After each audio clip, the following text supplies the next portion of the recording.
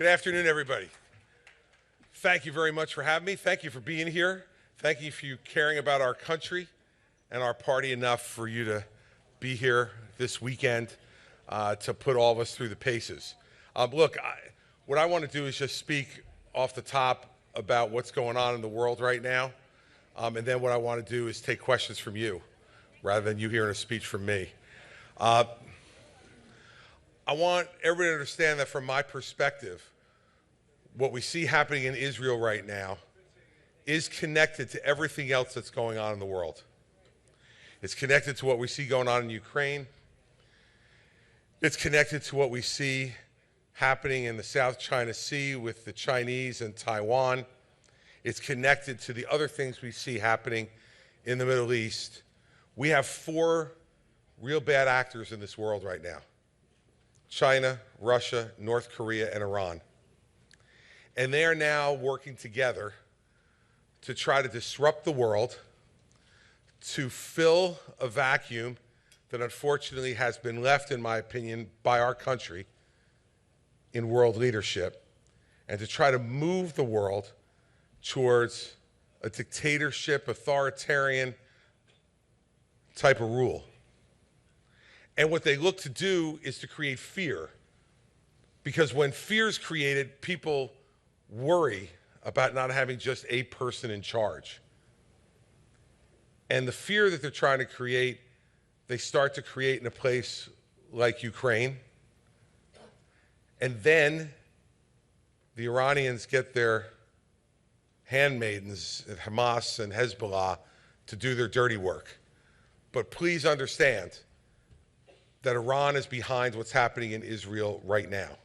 They're paying for it, they're encouraging it, they're arming them, and they're giving them what they need to be able to cause the level of death that we've seen. And I also think we need to be very, very conscious as a country that what we see in some parts of our own country and what we see around the world in reaction to this, the anti-Semitism that we see, is something that this country, in my opinion, needs to stand up against. Dr. King was right. You should not judge anyone by the color of their skin or their religion, but by the content of their character. And to have the type of things we've seen on college campuses in this country that have been just clearly anti-Semitic rhetoric. Every responsible person in this country who doesn't have prejudice in their heart, who sits by silently and says nothing to counter that, in my view, is complicit with it. The good people of this country need to stand up and say that that type of language, that type of conduct is unacceptable. And if you're Jewish in this country or around the world right now, you're living with the reality that this is the most Jewish people who have been killed in one moment since the Holocaust. So when you watch what Israel is now doing in Gaza, you need to remember that context. This is not theoretical to the Jewish people. Only 80 years ago, they lived through a time when an authoritarian government rounded them up from all over Europe and exterminated 6 million. And we then had to go and solve that problem, and we sacrificed 500,000 American lives in the process. We need to stop this stuff now before it gets to that stage. And that's why I've said these things are all connected. Because if you don't think the Russians are happy this morning that we are now distracted in Israel, you're kidding yourself. Every minute we spend in our news coverage and in our political discussion talking about Israel are moments that we're not talking about Ukraine. And that makes it really easy for the Russians to try to continue their aggression in Ukraine. And you have some candidates in this race who say that we shouldn't be involved in Ukraine and that, Putin is someone that they can go and talk to and convince that he should move away from China and come with us. This is a bipartisan problem. Every president since George W. Bush has made the same mistake. Bush thought he could talk to Putin. He was wrong.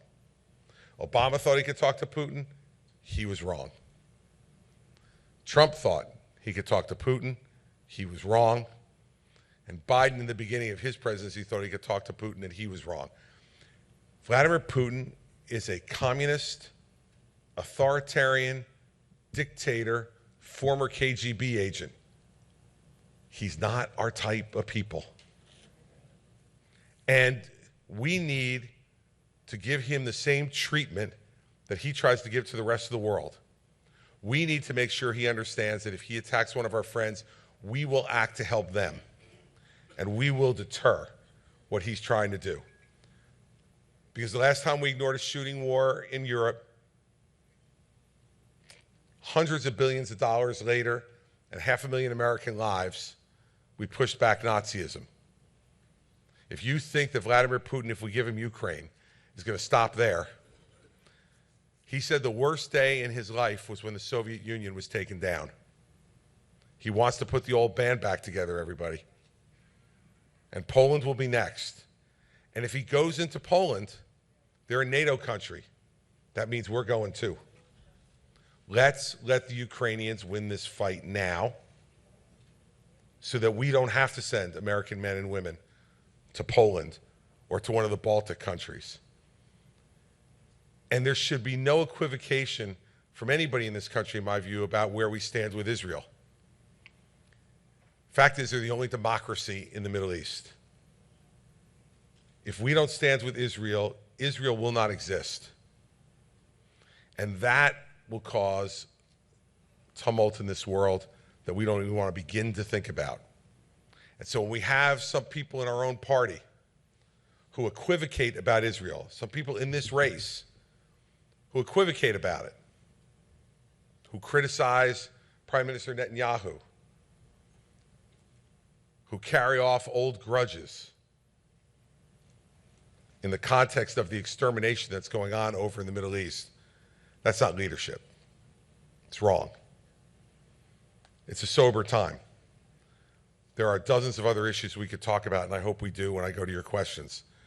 But I don't think that anybody who wants to be president of the United States in this week can talk about anything else when you come out here. Because in the end, this is what happens when America doesn't lead. When America takes a step back. When America fills in the moat and pulls up the drawbridge. It's not like no one else will lead. Then the bad actors will. And all that does is make us spend more money to dig out of that hole and spend more American blood to dig out of that hole later. Let's not do that. And last, I'd just say, for any of you out there who have been watching all of this coverage, let's make sure we take some time over this weekend, after a week of this, to pray for the people over there and to pray for those hostages, both the Israelis and the Americans who are still being held captive, that they get returned to their families and their homes safe. Because every life is an individual gift from God. Every life is precious. And we have to fight to make sure we protect those lives. And if I'm president, you can count on the fact that we will. Without any doubt, without any equivocation, and not just with bluster, but with strong talk backed up by strong action. That's what the American people have always responded to, and that's what we got to get back to doing now. So I'm going to stop there, and there's microphones out here, and you raise your hand. And by the way, the questions can be on anything, not just what I just talked about. I'll answer questions about that, but anything you want to talk about, I want to talk to you. So, yes, sir, right there. He's going to come up with a microphone behind you. What do we do about Russian, Chinese, and maybe even Iranian money in our elections in the United States, including in New Hampshire?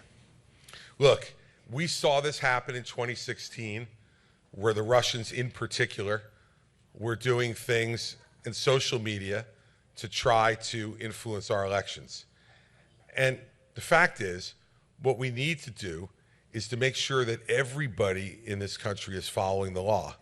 Every person is following the law and letting law enforcement do the job that they need to do to catch the people who are trying to do those things. That's our first line of defense. If that first line of defense doesn't work, we're in trouble. And so we need to make sure that our law enforcement officers and our intelligence officers are empowered to intercept what's going on and to capture the people who are doing it. And so the candidates can help by making sure that they follow the law too and don't encourage that kind of stuff, because winning at any cost is not what we should be doing. Winning within the law in this country and the system of justice that we have is the way we have to do it. All right, yes, right back there. He's coming with the microphone so people can hear you. You said that silence in the face of evil is complicity. President Trump, for 4 months, attempted to overthrow an election. Are you okay with what Republicans, your fellow Republicans, are saying about that? And why don't? And so far, you have not. You've referred to there are people who. Well, everyone in this room knows who that person is. Well, it's Donald Trump. So go ahead and say it. Look, this is the first time I have been accused in this race of not being tough enough on Donald Trump. So, like, if you live long enough, you'll see everything, right? Look, I think I've been very clear about the fact that what President Trump did in the aftermath of the 2020 election was beneath the office that he was privileged to hold, that we've now are nearly 3 years since then, and he hasn't presented a shred of evidence to prove that the election was stolen. And the reason he hasn't is because it wasn't. Yeah, of course it was. And I love everybody who says, of course it was, but then comes forward with no evidence to prove that it was. And here's the thing. If you're wondering where I stand, all you need to do is to have watched the first debate, when people were asked flat out, if he were a convicted felon, would you support him for president of the United States? And everybody but me and Asa Hutchinson raised their hands. Seems to me that if Adams and Jefferson and Franklin and Hamilton and Washington had known that someone would have the audacity to be under 91 counts of federal indictments and then possibly convicted and still offer themselves for the presidency, they would have added one clause to the Constitution about 35 years of age and a natural-born American citizen and not a convicted felon. We can't nominate nor elect a convicted felon to be president of the United States, and I've been pretty clear about all that. Yes, sir, in front.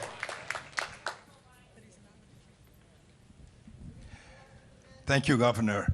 I'm John Mott. I'm a New Hampshire businessman. And the one thing that myself and most businesses in New Hampshire struggle with is finding enough people to employ. It's an ongoing problem. Matter of fact, statistics say that there are 10 million open jobs in the United States, and there are 6 million people unemployed. So the math is easy. So if every unemployed person in the United States got a job today, you still have 4 million jobs unfilled. Yep. If you were president, how would you combat that problem? You have to fix the immigration system because what you have to do with the immigration system is a few things. First, you have to secure the southern border, because if you don't, then there's going to be no one who's incentivized to come here legally if they can come here illegally. If they have to wait to come here legally but doesn't have to wait to come here illegally, why the hell are they waiting? They want to get out of where they are and come here. So first you have to secure the southern border. On my first day as president, I would sign an executive order to send National Guard to the border to partner with our Customs and Border Patrol officers who are overwhelmed and understaffed. I would increase Customs and Border Patrol officers by 10,000. And you know that the average number of apprehensions in the last 11 months, a month, are 200,000 a month. You know how many beds we have to detain those people? 38,000. Like, look, I'm a lawyer because I couldn't do math or science, but like even I can do that math, right? That's not going to work. So we need to double the beds of detention beds we have, and we need to triple the number of immigration judges we have. Because now if you capture somebody, it is 4 years before they get an asylum hearing. Well, if you let somebody out in this country for 4 years and expect they're coming back for a hearing 4 years later, I don't think that's going to happen most of the time when they run the risk of being taken out of the country. You need to do all those things, and then you need to set up a merit-based system for people to come here legally. You talked about the 4 million net open jobs. We need to look at where are those jobs geographically and what expertise do people need to do that job. And we have to go and say, these are the people, type of people with these type of skills who we want to come into the country. Because we're not gonna be able to grow this economy at 4 and 5%, which is what we're gonna need to do to try to grow and reduce our debt problem if we don't fill those jobs. And no president of the last 4 have been willing to step up and try to fix the immigration system along with talking tough on the border. And let's make something else clear, okay? We're not sending the United States Army over the border in Mexico to kill people. Like, it's not gonna happen. This is one of those things that gets said in a campaign that makes people feel good, but will never happen. The same way I stood in this state 8 years ago and heard that we were gonna build a big, beautiful wall across the entire border of Mexico and the United States, and the Mexicans were gonna pay for it. Well, 52 miles of new wall in 4 years of the Trump administration, and not the first peso from the Mexican government. So let's make sure people give you answers that can actually be done, and they have the experience to show they know how to get it done, rather than these wild things that people say that may make us feel good for a moment, but they're not gonna happen. And we saw that 8 years ago, and that's why we still have an immigration problem today. In fact, Joe Biden's made it even worse than it was before. And so we need now to make sure that we do practical things that will solve that problem and provide businessmen and women in this country the workforce they need to be able to grow their businesses and make them bigger and stronger and more profitable. I think I could take 2 more. In the back, young man. Hold on, get the microphone. You know the drill. I do. So you just got booed for saying the 2020 election wasn't stolen. What does that tell you about your party? Thank you. Well, it tells me that there's differences of opinion. And that's fine. We can have differences of opinion, and I'm going to argue my side of the argument. That's what this democracy was set up to do. So I don't hold any grudge against anybody who has a different opinion than me, even though they hold a grudge against me for having a different opinion. I'm fine with you having a different opinion about the 2020 election, but what I'd like to do is not argue about it emotionally, but arguing about it based on facts. Because everyone's entitled to their own opinion, but they're not entitled to their own set of facts. And I will tell you this, I've known Donald Trump for 22 years. Believe you me, if he had the evidence to prove the election was stolen, we would have seen it years ago. And he hasn't presented it because he doesn't have it. Now, in the end, everyone's entitled to their own opinion. And our party is always going to have differences, and we should. We should argue with each other, but we should argue with each other towards a result, not just to keep arguing, because the country is stalled. And you watch it in Washington right now with our party in charge of the House. They can't even pick a speaker. Now, that makes us look like the gang that can't shoot straight, everybody. And it's going to make people wonder about whether they should continue to put us in charge.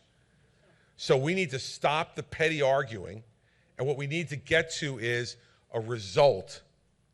And that's what I did for 8 years in New Jersey with a Democratic legislature for every day of 8 years. All right, sir, I can take your last question right there.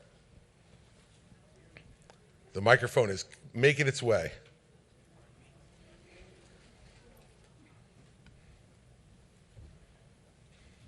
Thank you for being here, Governor.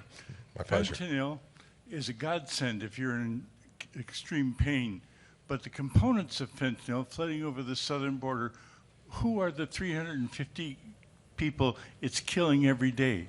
It is the people who would join our military in 4 or 5 years. Make no mistake, China is preemptively killing our troops.